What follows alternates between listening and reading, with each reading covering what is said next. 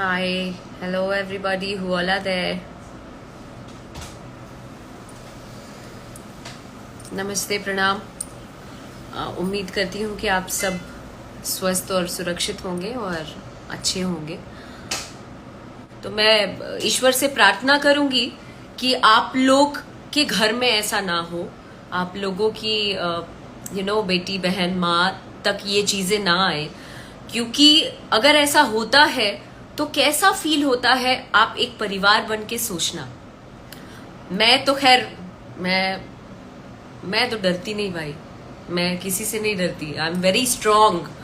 पर समाज की उन लड़कियों के लिए सोचो जिनकी इज्जत पे बात आए तो क्या से क्या हो सकता है। आप समझ रहे हो, ये बहुत ही सेंसिटिव पार्ट है। आप किसी की इज्जत इस तरीके से धूमिल करेंगे, आप ये नहीं समझ पा रहे हैं कि आप